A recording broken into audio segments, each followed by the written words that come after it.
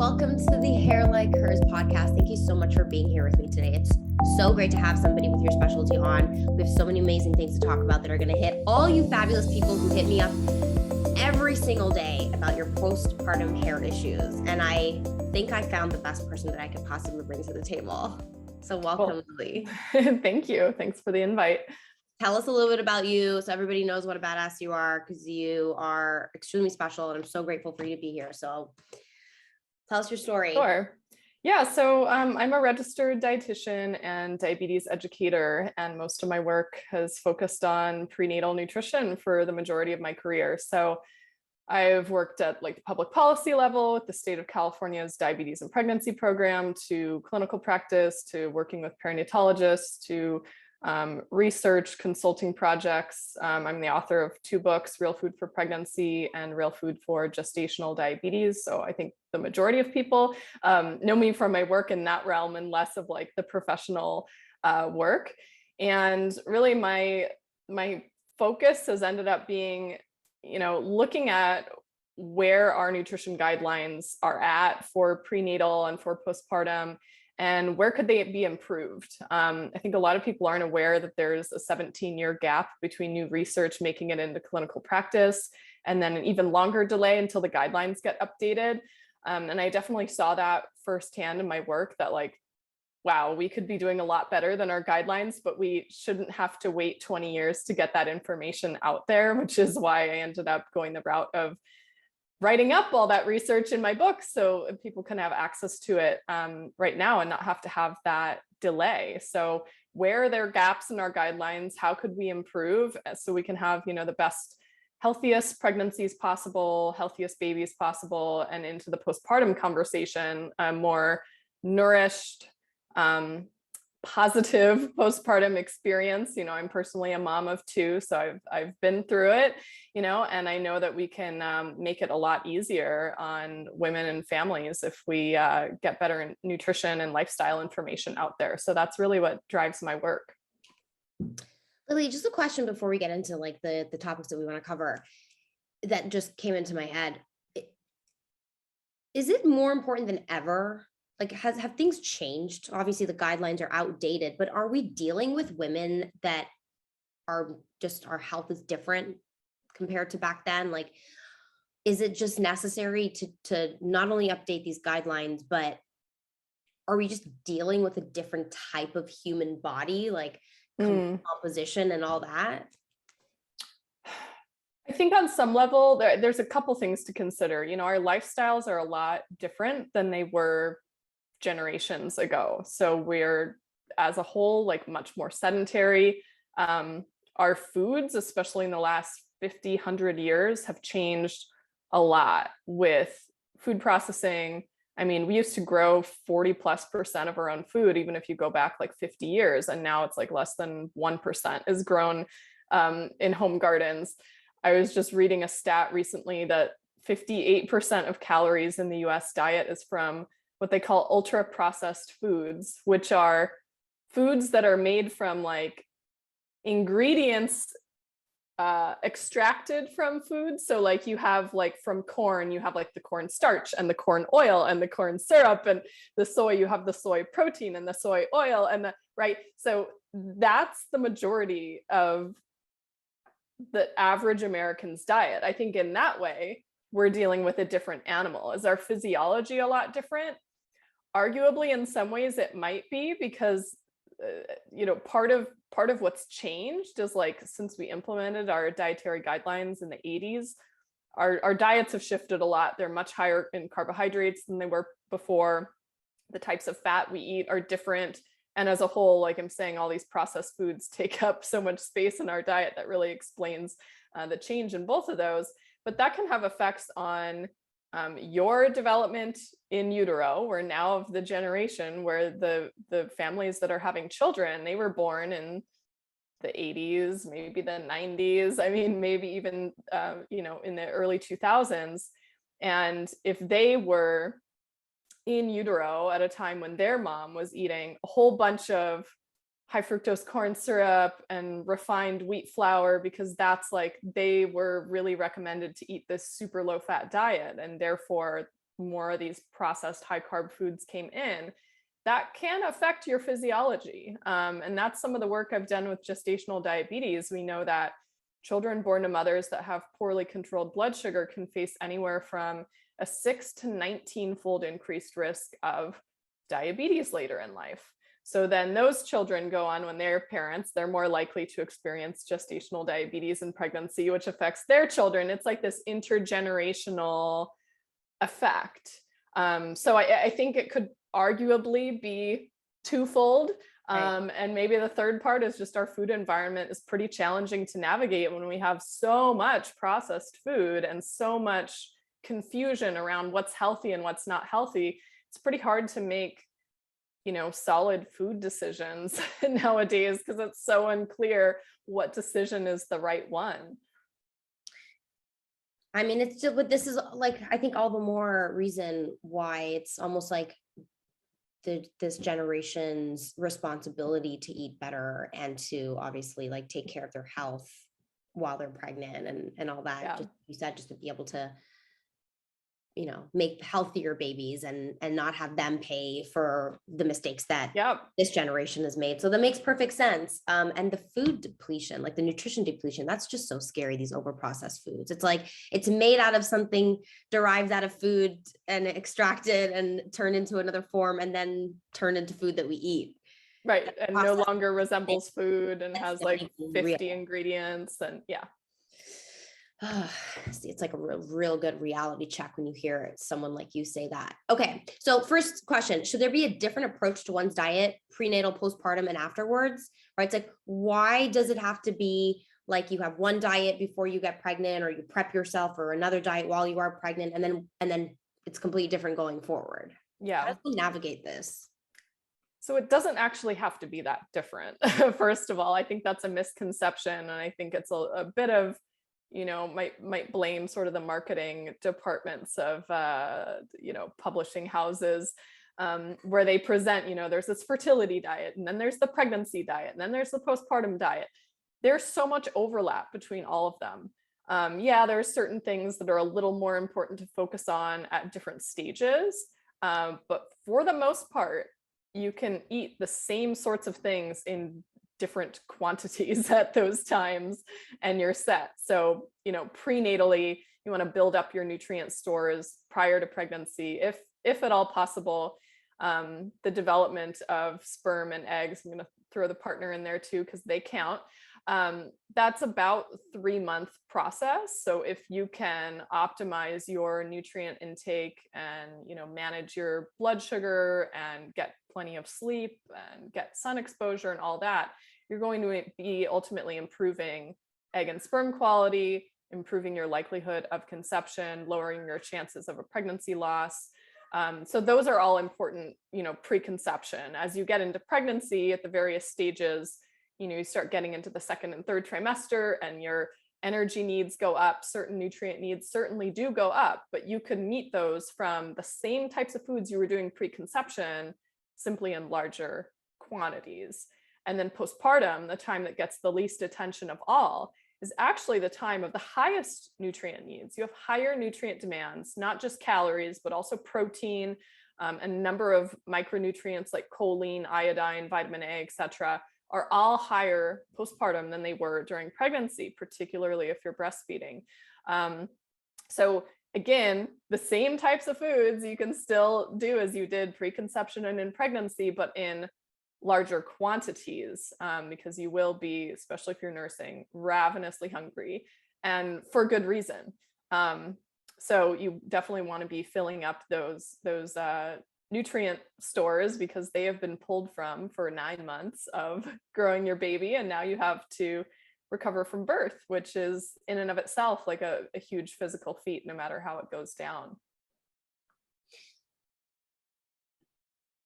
And I'm going to get right into the postpartum hair loss, because you're touching on the fact that you become so completely depleted, right? And or like your body just takes so much more, it requires so much more in order to breastfeed and make up for all the work your body's been through. So, and because this is just interesting, right? Like, I'll tell you what I know about postpartum hair loss, and then you tell me what you think of that. based Sure. on your experience. It's like basically your estrogen levels are just so much higher when you're pregnant, right? And this kind of shift alters your hair growth phase, where while you're pregnant, your hair doesn't enter the hair fall phase as quickly as it normally would. So then your hair continues to grow for a longer period of time with the increase in estrogen. And then once you give birth and your estrogen levels start to balance out again, it's about 3 to 4 months where there's a certain pause in your hair cycle until everything that was supposed to fall and that hair fall phase restores itself, right?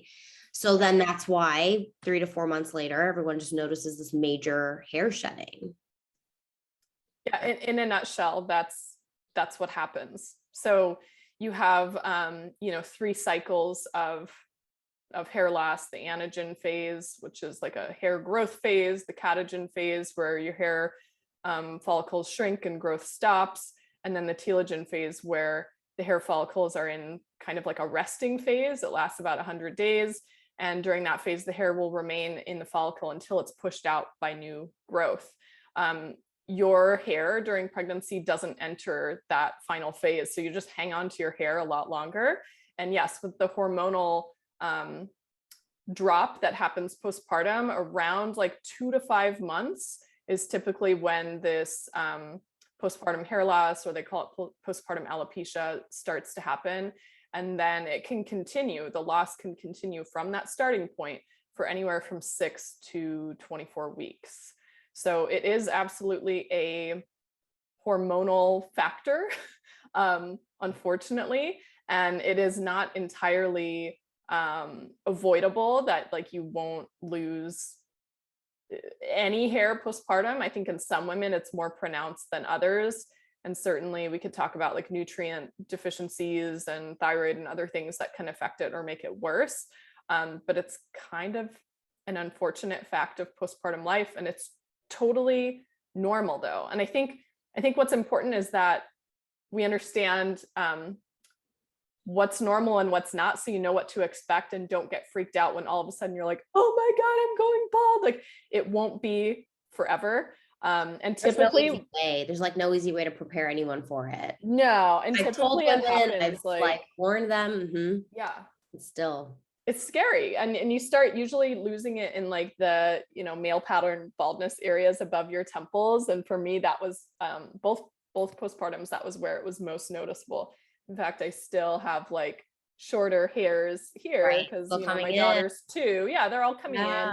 So it's a good sign when they should generally start growing, typically within about a month or 2 months after you start noticing the hair loss. You might still be continuing to lose that hair, but as long as you're seeing the regrowth happen, like, you're good. You're not going to go totally bald, first of all.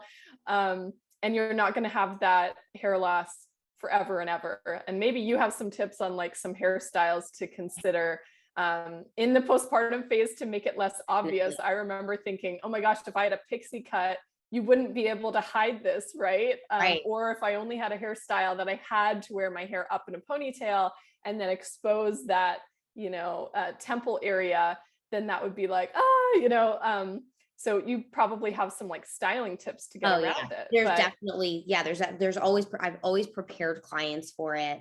Yes. Like knowing leading up to like their last haircut, knowing that, I wouldn't see them until after they had their baby. There's like that pre-pregnancy cut where you want to make sure that the front isn't so long, because the longer the front is, the thinner it'll look once it starts to fall out. So it's about carving the front out properly so it's short enough and thick enough to be able to support that hair fall that's about to come. So definitely there's that is one way to ease somebody into it and make it, more manageable. But yes. what do you think? Like, how would you suggest easing into postpartum hair fall through better nutrition? Yeah, so I think one of the most important things is getting your protein needs met. And I'm sure you work a lot on that with your clients. So first of all, a lot of the micronutrients that are required for healthy hair, like a lot of our minerals, our iron and our zinc, some of our fat soluble vitamins like vitamin A, copper is another important one for like hair color. those are actually all things provided in high amounts in omnivorous sources of protein. So if you're getting enough protein, you're probably going to hit all the micronutrient requirements for healthy hair, first of all, and a lot of the micronutrient requirements for healthy thyroid function. But there was actually a really interesting study that came out looking at postpartum protein requirements. So like speaking back to like my whole shtick about the guidelines being like way out of date, they really don't provide all that much information on postpartum nutrient changes, especially from like a macronutrient perspective. They're just like, just eat more, you need 500 more calories a day if you're breastfeeding. Turns out they did a study on women who were 3 to 6 months postpartum and checked their protein requirements, and they actually required, I think it was 1.7 to 1.9 grams per kilogram. And just so you know, the guidelines are like 0.8 to maybe 1.1 grams per kilogram of protein. So a lot more protein than you actually think that you need. So this is like at minimum, 100 grams of protein per day, probably more. And some of that is dependent on your body size. Bigger people require more. Smaller people, since it's calculated based on body weight, don't require quite as much, but you really want to be focusing on your high protein foods. Can you tell me the numbers one more time, just so people can hear it again and calculate their own protein intake better? It was 1.7 to 1.9 grams per kilogram of body weight. So, in the US, you'll have to calculate out kilograms to pounds. So you take your weight in pounds, divide by 2.2, that gives you kilograms. And then you multiply the kilograms of body weight times 1.7 or times 1.9. May as well calculate the range and give yourself a little range. Yeah. But this will point to the importance. I mean, you're looking at aiming for at least 30 grams of protein per meal. So if you think about it in food terms, That's an huge. egg, that's a lot. It's more than most people are eating. So in food terms, you're looking at, 30 grams of protein per meal. If you think about, an ounce of meat is about 7 grams of protein. So like a 3.5 ounce serving of protein combined with like the trace amounts of protein you'll get in other not protein rich foods like vegetables and stuff, that'll get you to about 30 grams. But that requires that you actually eat, a like deck of cards size portion of protein at each meal. And a lot of people don't. A lot of people are just like, oh, I start my morning with oatmeal and a banana and call it a day. They'd be much better served starting their day with like a couple eggs instead. Right. So this is like and I'm sorry, just so I'm clear on this. So the study was for women 3 to 6 months postpartum that required a lot more protein. And now would you say that how long would somebody want to just stick to this for? Well, they were 3 to 6 months postpartum. Right. So I would say arguably the first 6 months. Yeah. We don't have a study yet of women in that very early postpartum recovery period of like the first 2 weeks are the most physically demanding. And so arguably, if we had a study during that time, who knows how high the protein needs would be, right? Because, you're either recovering from a marathon if you had like, a natural birth, or you're recovering from major abdominal surgery. Right. Or if you had an emergency C-section, you may have had both, like a marathon of labor followed by surgery. These things have huge. I hear about all the time. And it's crazy because like, is it just me, or do I feel like just clients I've had over the years and friends that I've known that have babies? It's like everybody really does neglect their diet immediately after they give birth. And it's just sad because that's the time your body really does need your help and support more than ever. Well, and what's hard about it though, is I always try to bring this up is, if you look at other non-Western cultures, they had, built-in support networks for new moms. So you would like go and live with your mother, or your mother-in-law would come and live with you, or you would have like an auntie come and they would do all of this work of mothering the new mother. They would like make your food, they would clean your house. Like your job was to rest, eat the food that they cooked you, and take care of your baby and feed your baby. So you didn't have all these demands on you because you're not really in a physical or mental space to be doing a lot of food preparation, particularly in the early postpartum phase, like the first 2 weeks. Like you really shouldn't be up on your feet very much. You should be like in bed. And if you look at a lot of these traditional practices across the world, they're very, very similar. They're usually about 40 to 41 days or about 6 weeks, where you spend most of your time resting, laying down, staying in your house, staying quiet, and there's somebody else doing this prep work for you. And so what's hard about it is I think in our modern world, first of all, we like don't prepare mothers for this at all. Even I was underprepared with my first, because you focus all your energy on the birth. And then you're like, oh, I got it. It's okay. We're a couple generations in to mothers just like figuring it out on their own. Right. Whereas in these other parts of the world, it's still very much like this family community village that comes in and supports you. And so in lieu of that, you have to spend a lot more of your time during pregnancy prepping for having like foods ready for postpartum. I have a whole blog post on this, by the way, called Real Food Postpartum Recovery Meals, that like links out to 50+ recipes, gives you ideas for like whether it's having your friends do like a meal train for you where they deliver meals, or having a food delivery service, or pre-prepping food for your freezer for postpartum, whatever it looks like.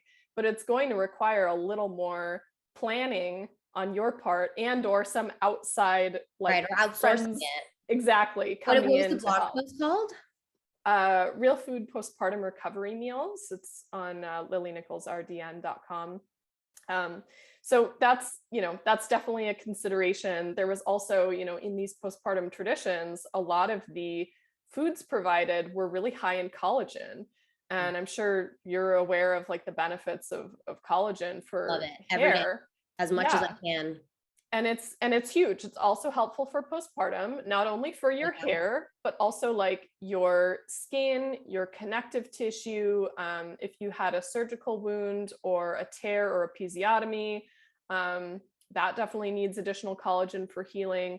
Just the fact, even if you had no tearing, had a vaginal birth, your pelvic floor muscles stretch like 3 times more than they normally do. Like they need support to fully recover as well. Your skin is stretched out a ton and needs that collagen to help repair. Your connective tissue is going to completely remodel. Your uterus is going to shrink down from the size of a watermelon to the size of a pear again. That requires collagen remodeling. So all of these things, hair is probably like the last priority of your body, right? Always, so if you're going to use, exactly. So if you're going to use all that collagen for all these other internal tissues, and you don't have enough left for your hair, you're probably going to have, some problems with this. So traditionally, a lot of the postpartum, like you just said, like, that's just what I wanted to hear, is that there's all this stuff that's trying to repair. Your body's trying to go through this entire process to restore things. And then your hair is lucky if it gets any of the attention. Yeah. Hence why you need to take that much more care of yourself, especially if you want to continue growing good hair. Because I always say, yes, postpartum, like you're going to lose your hair, but your body's going through so much that you have to be that much more mindful of what you're eating, so that your hair itself is going to grow back, but you don't want to take a risk on what quality hair is going to grow back. Oh yeah. Is it going to come back like before? Well, not if you're neglecting your diet, because now you're dealing with a different body that needs more attention, right? Yeah. Especially for those first 6 months, it's a really, really heavy time for nutrient demands for recovery. And, you look at traditionally which foods were emphasized for new mothers, and a lot of them were collagen rich foods. So it was like using all the odd bits. Like in China, there's a classic is a pig trotter soup. So feet, it sounds gross to us nowadays, but they have a ton of collagen. Right. In a lot of cultures, they made like a special chicken soup with the whole chicken. So when you get all the bones and joints and skin of the animal, you're getting all the collagen from their bodies into the broth. Lily, I'm Persian. There's a traditional Persian stew that has the lamb feet in it also, because it's full of collagen. Yes. I grew up with that. Like my parents, I didn't particularly like that part of it. But my mother, my entire life was just always like, eat that part. It's all collagen. And I was like, I don't know what you're talking about.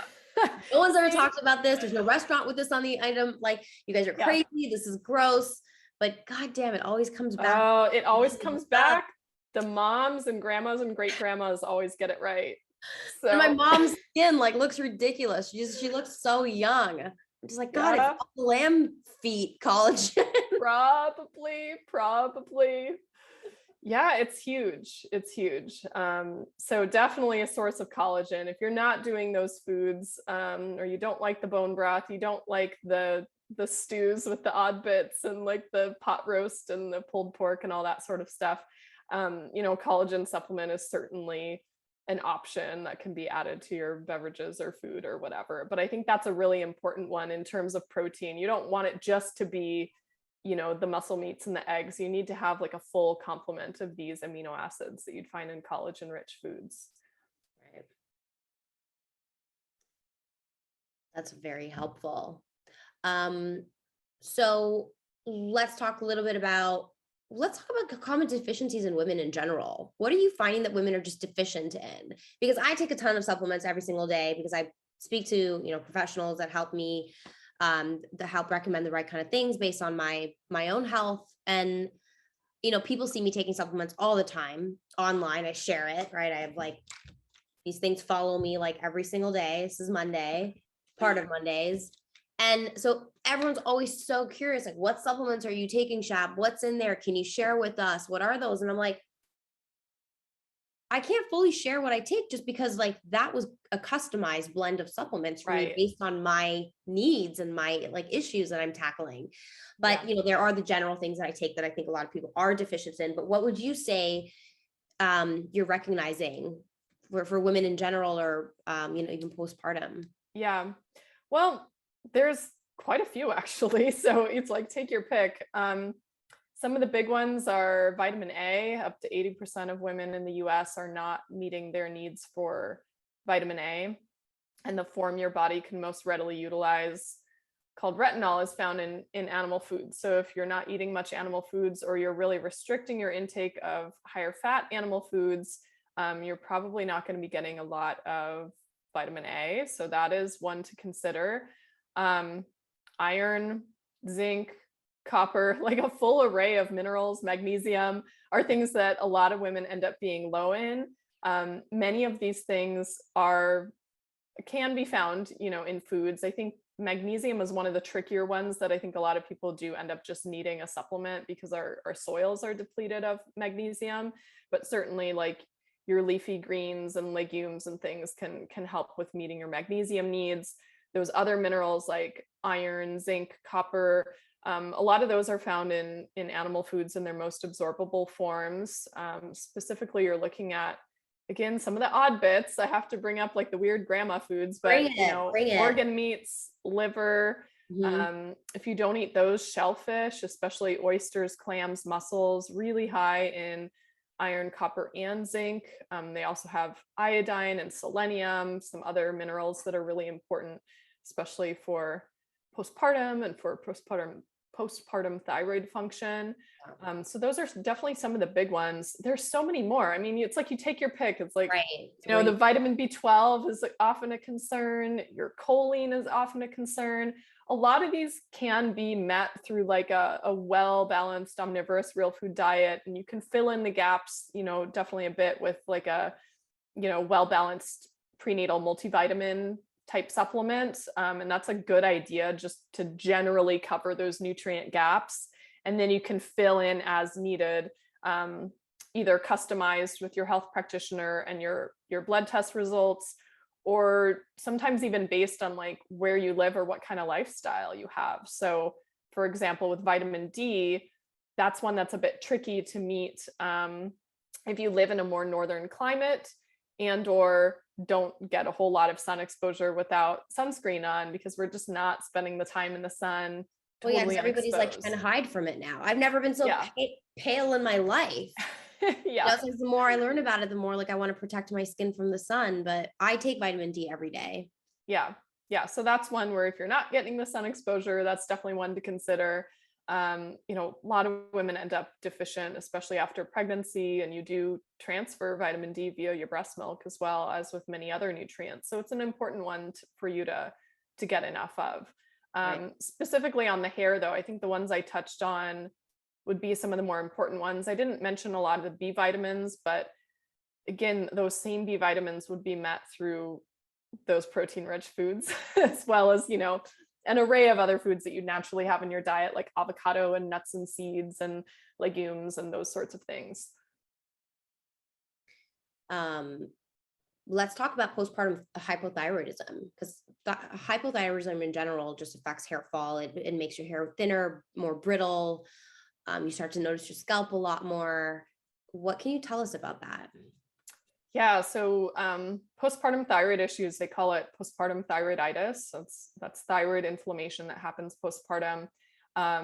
Specifically for that definition, you're referring to the first year, but arguably it can go on for a long time. Actually, about 23% of all new mothers have postpartum thyroiditis, and the general rate in the population is only 3 to 4%. So it is much, much more common postpartum. And that's because your body is going through a lot of different adaptations as you adjust to like losing all the pregnancy hormones that were previously circulating and move on to the hormones of lactation. And technically your thyroid gland goes through a huge amount of growth during pregnancy. I wouldn't say growth necessarily, but adaptations. It has to produce up to 50% more thyroid hormone during pregnancy. And then postpartum, it has to like revert back to pre-pregnancy status. And sometimes that adaptation takes a little bit of time. Or if there was some underlying thyroid issues that were not known about, especially like you had elevated thyroid antibodies, but it was like a little bit subclinical to call it like an autoimmune thyroid issue. Right. Sometimes those will really flare up. Oh, interesting. Postpartum. So common, which is why like every health practitioner or every like specialist is like, yeah, no, don't just ask if you have thyroid issues, go look into the markers further. Yeah. And the hard part is that you have to have like a full thyroid panel that looks at things beyond just TSH and T4. You need to look at antibodies, you need to look at T3, you need to look at reverse T3. So you want to look at more of a full picture of what's happening. And some of this is like postpartum, your nutrient demands for a lot of things are so much higher, and these nutrients are important for thyroid function as well. So that's your vitamin D and vitamin A and iodine, selenium, zinc, iron, etc. are all things that are important for thyroid function. So again, if you're like really focused on your recovery nutritionally, it's not like a sure thing that you'll avoid postpartum thyroid issues, but it will probably lessen your chances or lessen the severity.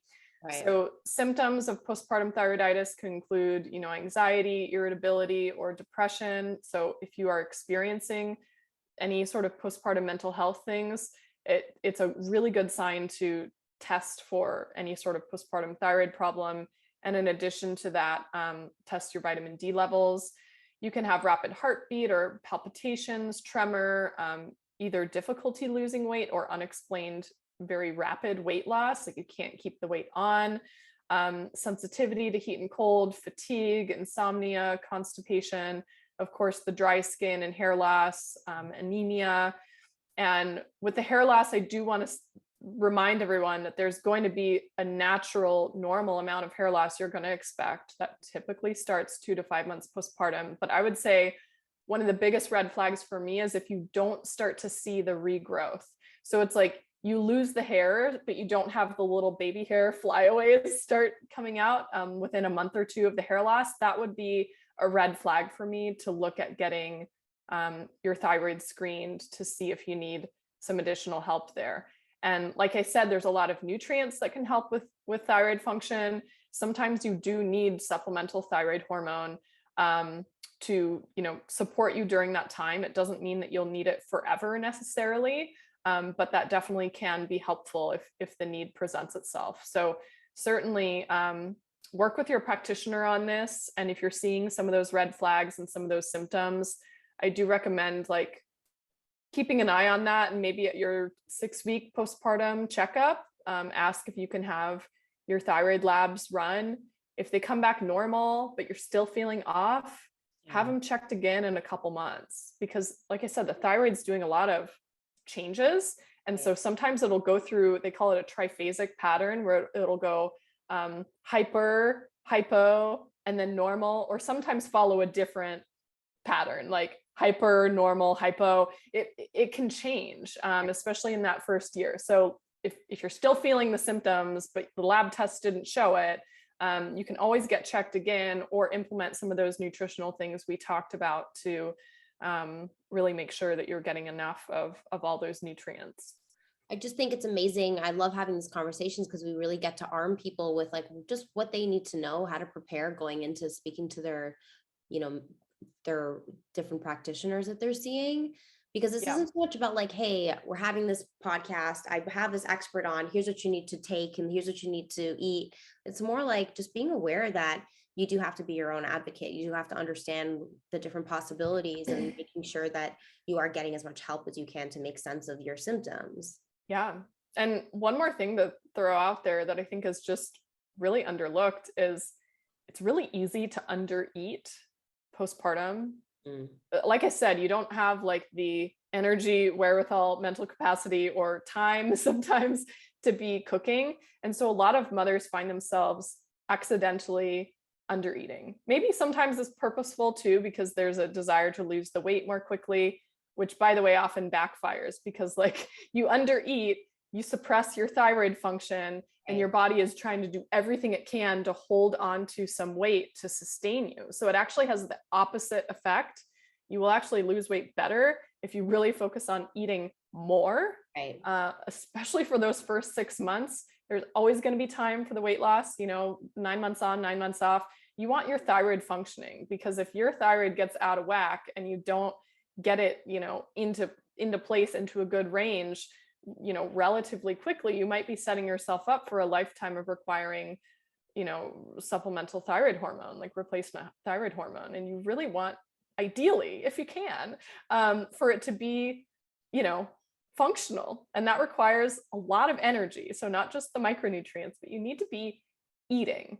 And so we also don't want to ignore the basics, right? It's really easy to go like, oh, something's wrong, I need a supplement or I need a lab test to prove it.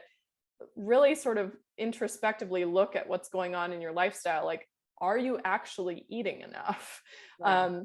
It's really easy to either forget to eat, or not have the time to eat, or just not have a sufficient amount of food around if you don't have that village or meal prep or all those other things coming in.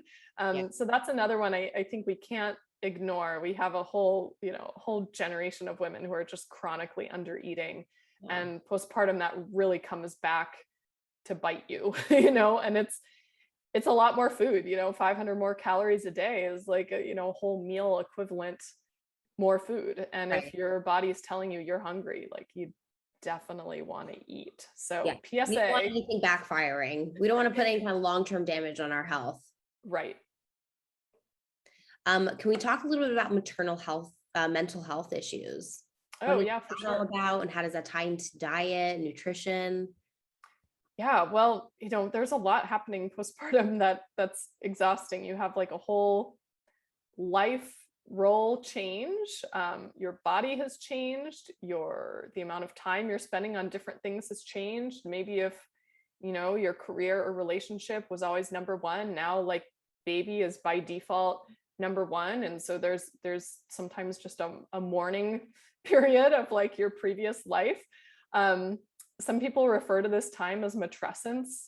So it's like adolescence, where you're just like awkward and you have hormonal changes and you're adjusting to a new role or a new purpose in life, and it's just awkward. So there's some like semblance of this that is just normal and to be expected. There is sometimes a period of, they call postpartum blues, where you just feel kind of teary-eyed and stuff. Just a minute. Up to 80% of new mothers experience this. It's usually just the first few weeks though, where you can just feel kind of off, have a little bit of anxiety, worry, crying, appetite changes, challenges sleeping, but that's just the first couple weeks. And it generally gets better just with a little support and reassurance, having your village and community and partner and whatever help you. If your symptoms continue beyond those first few weeks, and or it feels like I cannot function. That's when you want to consider, what to get screened for like postpartum depression or postpartum anxiety. Upwards of anywhere from 30 to 45% of new mothers will experience either postpartum depression or postpartum anxiety. Yeah. And a lot of the research suggests that it's really, under acknowledged and underdiagnosed. I think we're trying to do a better job of treating it, identifying and treating it now. But when your symptoms feel like they're, interfering with your daily life, that's really when you want to be considering, even before then, it never hurts to get some support, whether or not it's like a diagnosable issue. But that's really when you want to definitely prioritize it a little more. Are we seeing reasons why someone may be experiencing the postpartum depression or anxiety? There's a lot of identified risk factors. So certainly lack of partner, family, or community support, being a single mother, having any sort of mental health issues, like a history of mental health issues or abuse. If you had pregnancy complications, experienced birth trauma, or having issues with infant health, and certainly nutrition deficiencies as well can play a role. Yeah, can we talk about that really quick? If we have your voice left, I'm losing. You're losing me with I know, getting over this sickness. Yeah, because listen, all these things are obviously valid reasons, but the talk about nutritional deficiencies leading to things like depression and anxiety, what can you tell us about that? Yeah, there's a lot of nutrients that are involved in maternal mental health. So nutrients of concern include folate, vitamin D, iron, zinc, selenium, iodine, magnesium, vitamin B12, choline, DHA, a really important omega-3 fat. Okay. So there's a lot of considerations from a nutritional standpoint. Yeah. Blood sugar balance can also play a role. And so I'll see this in mothers who are not getting enough protein, which can affect their blood sugar balance. So if you're getting mostly carbs, which if you don't have that support and have people bringing you food, those are the easiest, quickest foods to get and prepare. And they're like usually shelf stable, right? So if you're eating mostly carbs, not enough protein, not only do you have a lot of these nutrient deficits from a micronutrient perspective, but your blood sugar is probably completely out of whack. So if you're feeling like you are, starving within an hour after eating, it's likely either you're not eating enough food as a whole, or the macronutrient balance might be there. You might actually need a lot more protein. Yeah, I think we all experience that. I definitely have moments where I can have a really big meal and then I'm not satiated whatsoever and just wondering why I feel like I can eat another meal again, and just makes me, stop and think about the quality of the food that I just ate, or Oh, for sure. Yeah. It's a constant check-in with yourself of like, how do you feel within a couple hours after eating this? Did this really serve my body well? And not beating yourself up about it, but you just make a note like, oh, when I had that muffin and coffee for breakfast, I didn't feel so good the rest of the day. And I felt a lot better the day that I had an omelet. Let me choose an omelet a little more often and see how I feel. That does have carryover effects on your mental health and your, brain power and focus and all of that. Yeah, that's really amazing. Okay, why don't we finish? We'll wrap this up. The last section. Let's talk about, are there any experiences or success stories that you can share with us, Lily? If you do have any voice left. If I have any voice left. You're doing good. I'm trying. You guys can't see, for those of you that are not watching the video, she keeps muting it so that she can cough. I'm trying not to Bless cough. your soul. You've got a good grip on that mute button. I haven't heard you at all. Well, I have children in the house, right? And so I always have to mute myself if they're being crazy anyways. So I'm used to it. I try to save everyone, try to save you the podcast editing costs, Thank you. I appreciate that. Yeah. Success stories from like a postpartum perspective. I've had women who said, their first two pregnancies, they had really rough postpartums. They had, either postpartum depression or anxiety. Some have like difficulty with pelvic floor function or pelvic floor healing, just overall like a challenging go of it. And then they'll reach out at their next, here I'm on my third baby. And I actually just heard one like this last week where she said her first time she had such challenges with nursing, milk supply. She was sleeping horribly. She had anxiety. She had to, get help with a pelvic floor physical therapist because she felt like she had prolapse. It took a really long time to heal. In this round, it was like night and day. None of those issues. Like I healed well, like down there.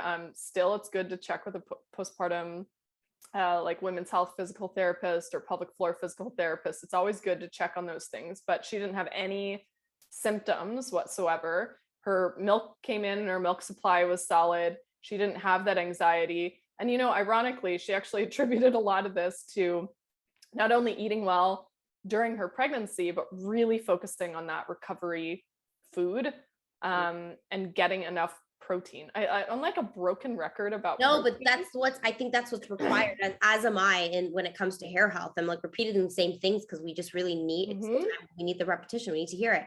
So you're saying that it took until baby number 3 for her to figure it out and kind of just get the system down, right? Yep. Wow. I had a woman reach out recently who was on pregnancy number 10, and she had said this pregnancy was her healthiest pregnancy yet. So usually over time, time goes by and you get older with subsequent pregnancies. So we expect the pregnancies are going to be more difficult. We're going to have more complications. And her experience was the opposite. This was the time that she had focused the most on her food. And she reached out to me, I think she was 37 weeks. She said she had no swelling. She'd had preeclampsia in the last 2 pregnancies, no blood pressure issues. She felt great. So you never know. I'm all about like stacking the deck in your favor just to have the healthiest possible outcome, acknowledging that not everything is within our control, right? I don't have like a crystal ball. I can't say you definitely won't have this issue or definitely won't have that issue.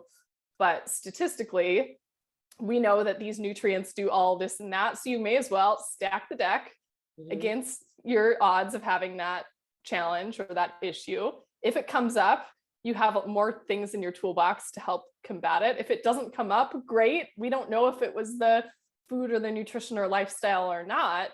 That what matters is that you feel good. And then if something comes up, you're not beating yourself up over, oh, I should have done that. I should have done that. You have peace of mind that like, you know what? I did everything I could within my control to have the best possible outcome. And this came up and it's okay. And you can, just move on. So however it works out, you're always going to feel good that you tried everything that you could, Yeah. That you took some kind of initiative. Exactly. Lily, really quick, just to close, what is one thing that you have implemented in your life, through your specialty and through everything that you've learned, your experience with clients, your research, everything that you've done? What's one thing that you do today that you'll never go back on, in terms of taking care of your health, whether it's something you eat, something you do? What's something you can share with us?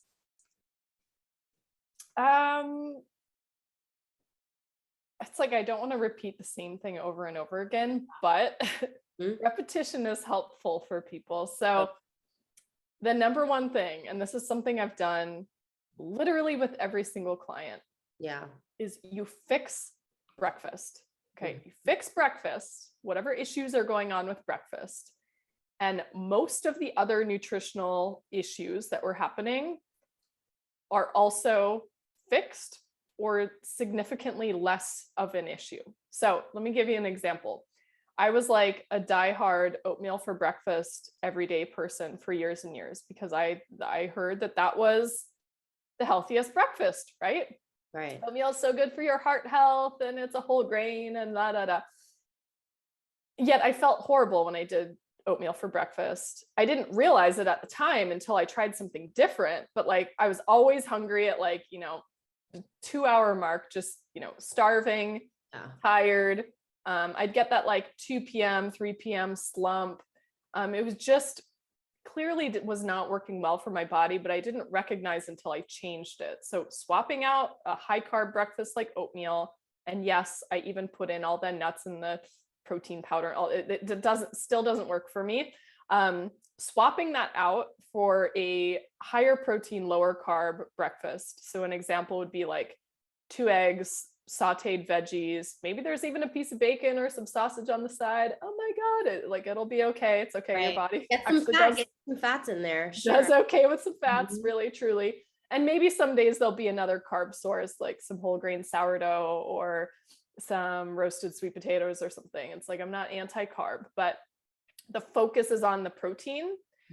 I used to think I was a person who was just chronically low blood sugar and needed to eat like carbs all day long to survive. No, I was experiencing what they call reactive hypoglycemia from this oatmeal breakfast. You fix the breakfast with enough protein, some fat, and sure, a little carbs.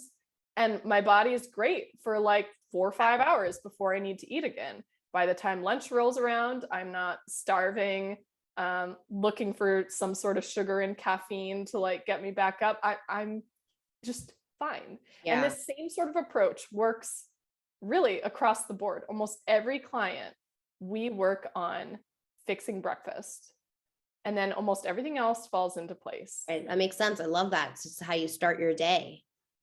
Exactly. And it sets up your blood sugar metabolism for the whole day. I mean, it's not just my personal experience or like client anecdotal experiences. We do have data on like, you give people an egg for breakfast or you give them a bagel, and then observe what happens to their blood sugar metabolism, their hunger hormones for the rest of the day. And it does change things. So I know we're kind of in this space where people are intermittent fasting and, skipping breakfast or just having their bulletproof coffee or whatever. And that works for some people. Like if something works for you, by all means, keep doing it.